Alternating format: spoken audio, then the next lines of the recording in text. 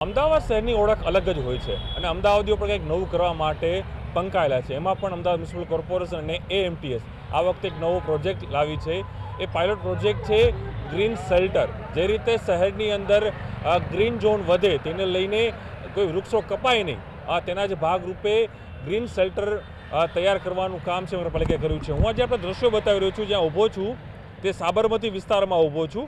આ કોઈ ગજીબો નથી।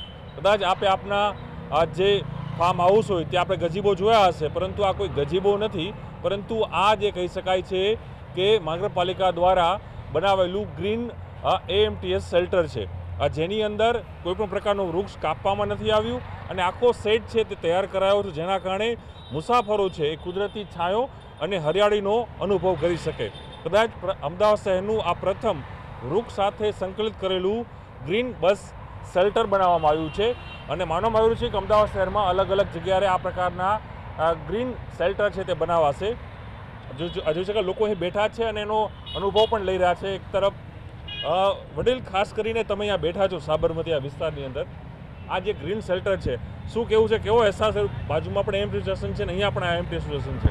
ના, સરસ સુવિધા છે અહીંયા, અને અહીંયા માણસ શાંતિથી બેસી શકે, કેમ કે કુદરતી વાતાવરણ છે અને પાછું હરિયાળી પણ છે અને બેસવાની બી સુવિધા બહુ ફર્સ્ટ ક્લાસ છે।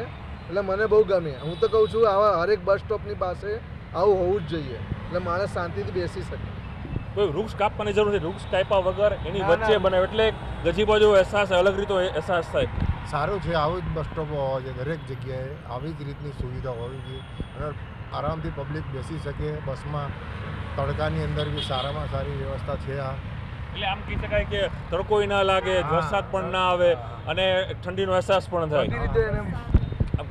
ત્યાં બેઠા હોય તો તડકો આવે છે, અહીંયા છાંયડો લાગે છે। અત્યારે વરસાદથી પણ અમને રાહત છે કે ચાલુ વરસાદે બી છાંટ આપણે ઓછા પલળીએ। ચોક્કસ આપ જો આ જે અમદાવાદીઓ છે તેનો અનુભવ અહીંયા લોકો કહી રહ્યા છે અને હું જ્યાં ઊભો છું ફરી હું કહી રહ્યો છું, આ કોઈ ગજીબો નથી પરંતુ ગ્રીન બસ શેલ્ટર છે અને શેલ્ટર માનવામાં આવી રહ્યું છે કે જે રીતે અમદાવાદ શહેરના અલગ અલગ 7 ઝોન છે, 7 ઝોનમાં 35થી પણ વધુ આ પ્રકારના ગ્રીન શેલ્ટર છે તે બનાવવાનું આયોજન નગરપાલિકા કરી રહ્યું છે।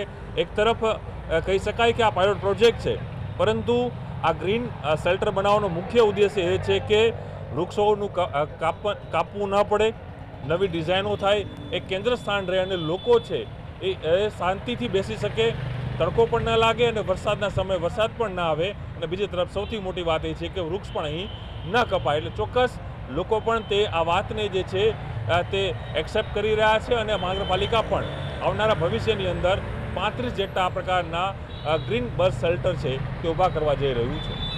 કેમેરામેન શાહ સાથે પ્રણવ પટેલ, ન્યૂઝ 18 અમદાવાદ।